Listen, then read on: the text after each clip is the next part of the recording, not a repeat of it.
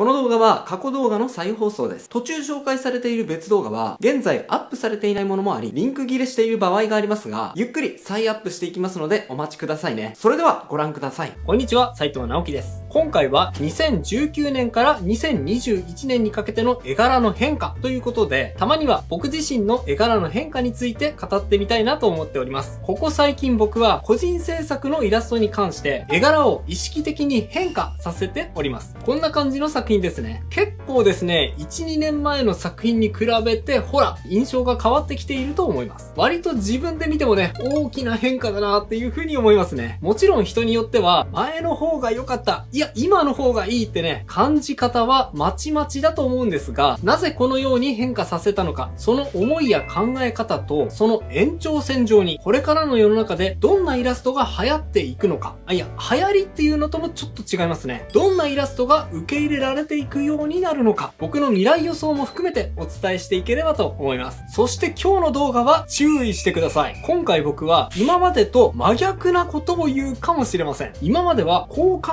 えてこういう絵を描いてきたけど、これからは多分こうなると思うってね、前言を撤回するような場面もあるかもしれませんので、直樹、私をあんまり混乱させないでってね、それを聞いて困っちゃう不安がある人は、ここで聞くのをやめた方がいいかもしれません。ですが、今回の動画を見ていただくことで、なるほど、今までの斉藤さんの話って受け入れづらかったけど、こっちの方が私はしっくりくるかも、私にも取り入れられるかもしれないという人もきっといると思います。ぜひ最後までお付き合いください。それでは早速行ってみましょう。カラフルからビビッドに。まず、さっきの画像を見ていただいて最初に感じる変化。おそらくこう思った人が多いと思います。わ、随分色が鮮やかになったな。はい、そうですね。色はかなり意識的にカラフルに。というか、おそらくは今まであまりやらなかったような、カラフルというよりかは、もうちょっと色と色同士をぶつけ合うような、ビビッドな色使いをしていると思います。なぜこのような変化をさせたかというと、一言で言うと、強いメッセージ性を帯びさせたかったからです。この作品につけたキャプションがこちらです。世界を塗り替えよう。私たち全員がアーティストだ。私たちにはそれができる。そういう時代に私たちは生まれた。今こそ世界を塗り替える時だ。さあ、始めよう。今の時代まさに起きている変化に対して僕が伝えたい思いを乗せた作品になっているんですね。なので、そういった強い思いを今までの表現と比べて変化を起こすことで見た人たちにメッセージを伝えられないかということでビビッドな色合いにその意味を託したわけです。多分ね、こういう色は強すぎてちょっと苦手だなって思う人もいることは理解しているんですが、これはクライアントがいるような仕事とは違うので、万人に受けるようなマイルドなテイストではなく、あえて結構辛口な味付けにしているっていう感じですね。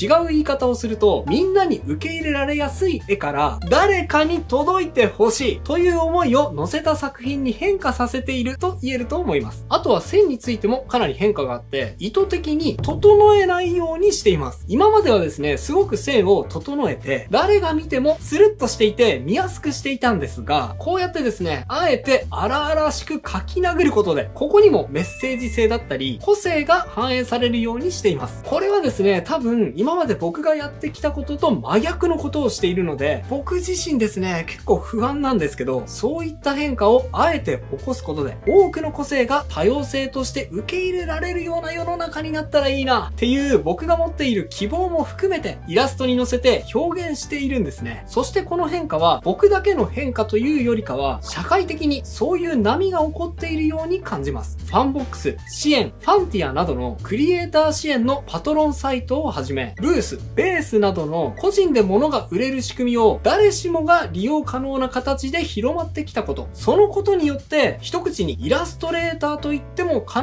ずしも企業相手に仕事をしなくても良くなってきたこと。もっと言うと、より多くの人に受け入れられやすいように自分の個性を薄めるようなことをしなくてもクリエイターとして生きていけるような世の中に今まさになっていこうとしている流れをめちゃくちゃ感じています。一応言っておきますが、みんながみんな絵を描きさえすれば何でも食っていけるようになっているとは言ってませんよ。今まではクライアントワーク中心で、そういった文脈に乗れないと厳しい世の中だったけど、これからはそうじゃない。自分の個性を無理に殺さずとも、クリエイターとしてやっていけるようになってきている。そういうことが言いたいんですね。クライアントワークじゃなく、自己表現がめちゃくちゃ得意な人や、そういうことこそがやりたい人ってすごくいるでしょ。その時代の流れを強く感じたので、僕も今まで関わってきたような商業的な誰しもが受け入れやすい絵とは別軸で自分の意見や考え方、そしてメッセージ性を強く反映したようなそういう表現をしてみたいなと思ったんです。そしてチャレンジしたのがこの色の変化。ちょっとね、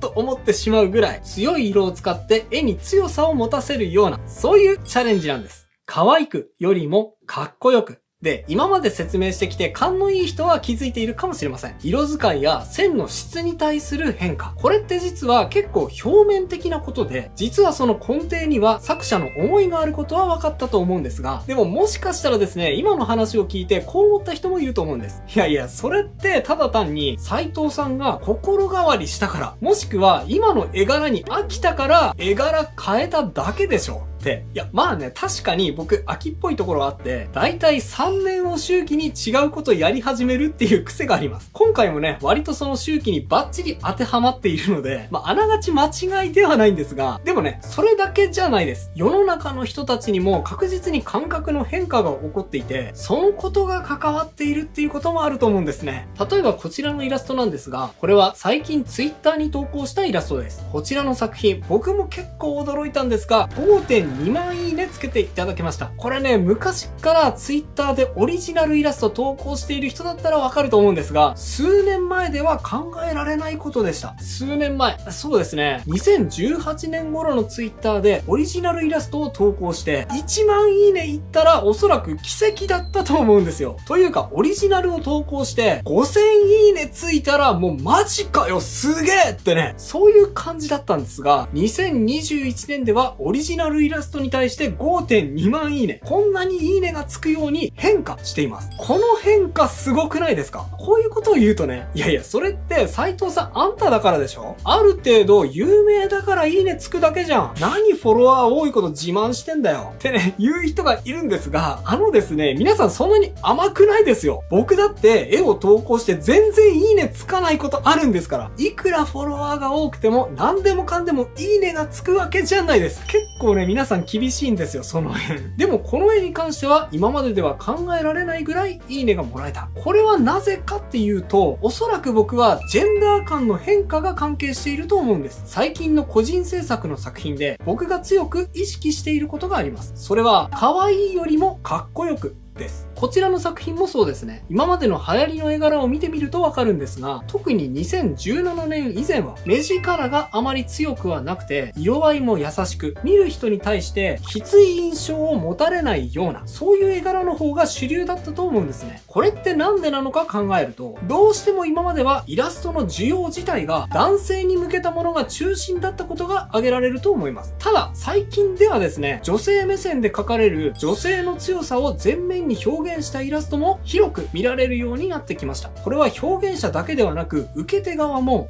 例えば女の子のイラストだったとしてもですね、可愛さだけではなくて、かっこよさも表現したクリエーションを求めるように変化してきたんだと思うんです。もちろんね、今まで通り、可愛いを強調するような表現が廃れるようなことはないと思うんですが、これからはそれと同時に女性の強さ、かっこよさ、そしてそれだけじゃなくて、今までのジェンダー感にとらわれないような新しい表現が生まれてくるような波を感じるな。そういうことをひしひしと感じております。こうしたではなく、こうなっちゃったに。さて、ここまでの話を聞いて、こんな風に思った人もいるかもしれません。なんか話を聞いてると、今までの流行が終わって、これから全然違う流行が起こって、それに取り残されちゃうような気がしてきたな。不安だな。って。いえいえ、それは違うと思います。なんなら、これからも変わらず、流行は起こり続きますし、それを追い続ける人たちも一定数いるでしょう。でも、これまでは、その流行を追い求め続けなければ、時代に取り残されてしまって、クリエイターととしては食べていけなくなってしまうなんていうことがザラに起こっていたと思うんですね。だからクリエイターは多かれ少なかれ自分の個性を潰して我慢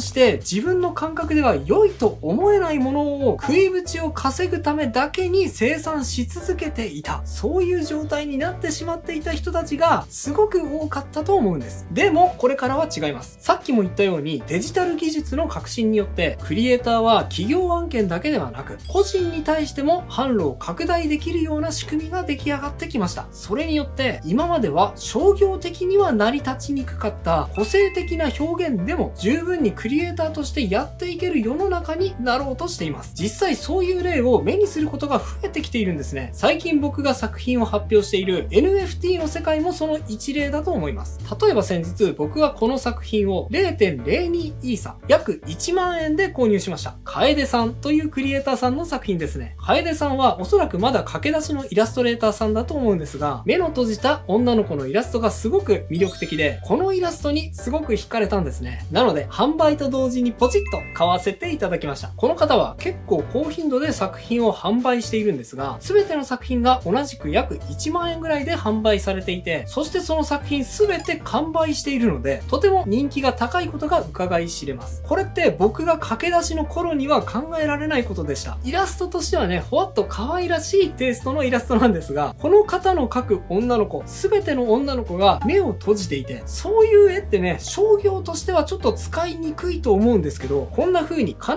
ずしも商業のラインに載せなくても、こういったちょっと尖った表現で収入を得ることができちゃう。すごくクリエイターとしてはかっこいいですよね。そういうスタイルを突き通すことができるようになってきているわけです。なので僕もですね、実は個人制作をするときに意識の上で大きく変えていることがあります。それがこうしたではなく、こうなっちゃったで絵を描くようにしているってことです。例えばこのイラストについてもそうですね。僕は企業からご依頼があるイラストについては、ラフの段階で色までかっちりと計画を立てて、そしてそれをクライアントに提出し、了承を得てから制作に移るという作り方をしています。これは企業案件をやったことがある人にとっては当然の進め方だと思うんですが、個人制作の作品についてはですね、こういうかっちりとした計画を立てるような作り方ではなく、別の方法で作品を作りたいと思っています。なので、あえてゴールを明確には決めずに、その場その場での僕の感じ方を第一に優先し、作品を変化させていっているんです。なのでですね、この作品、実は最初はこういうカラーリングになっていました。でも途中で、可愛いんだけど、ちょっと可愛くなりすぎたな。僕はこの絵では、可愛いではなくて、かっこいいを表現したいんだよな。だから、こう変えよう。そんな風に考えて、途中でカラーリングを大胆に変更しちゃったんですね。まさに、こうなっちゃったわけです。こういう作品の進め方、ある意味、失敗するかもしれないドキドキ感があるんですけど、でもね、その一方で、これからの自分にすごく期待を持てるような、そういう楽しい作品作りができています。なので、ちょっと気持ちの上でも、クライアントがいる時と個人制作では意識が切り替わります。クライアントがいる場合には、頼んでくれた人にこのプレゼントをあげるんだ、というような意識で描いていることが多いんですが、個人制作で絵を描いている時には、誰か一人にでもいいから、この思いが届けばいいな、というですね、祈りに近いような感覚で絵を描いているような気がします。ある意味、これまで僕が言っていたのとは真逆のスタイル。個性を殺さずに画面にむしろぶつけていくような制作スタイルですね。こういうスタイルで絵の制作に取り組むのって、僕にとってはすごく新鮮な体験です。もちろん今までと同様、クライアントワーク中心のクリエーションも残り続けますし、僕自身もそういった仕事をこれまでと同様続けていきたいと思っていますが、その一方で、これからもっともっとこういった個性をぶつけるような、そういう表現スタイルでもクリエイターとしてやっていけるような世の中、そういうスタイルも一方では増えていくように感じています。あなたが描きたい絵はどういうイラストですか？誰のために？そして何を伝えたいイラストですか？表現の根本が改めて問いかけられているような時代に差し掛かったのをひしひしと感じています。この動画があなたにとって今一度自自分が表現したいのは何なのか、自分自身に問いかけ直すきっかけになれたら嬉しいです。以上が今日僕が伝えたかったことです。いかがだったでしょうか？それと今回はこれからの絵柄に対して僕自身の作品を中心に紹介してきた内容でしたが、大胆予想、2020年以降に流行る絵柄予想、絵の流行りは〇〇に影響されている？こちらの動画では1990年から2020年までの絵柄の流行とともに、なぜこのような変化が起こってきたかの分析と、次に来るだろう流行りの絵柄の予想をした動画になっております。こちらも合わせて見ていただくことで、どういった理由で絵柄の流行りが変化していくのか、今以上に理解していただけて、自分の絵柄についても考える材料を増やしていただくきっかけにしていただけるんじゃないかと思うんですね。興味がある方はこちらも合わせてチェックしてみてくださいね。大切な情報を忘れずお届けするために、ベル通知オンの設定もよろしくお願いします。それではまた次回の動画でお会いしましょう。バイバイ。ということで再放送をお届けしました。いかがだったでしょうか？新チャンネルのチャンネル登録と高評価もよろしくお願いします。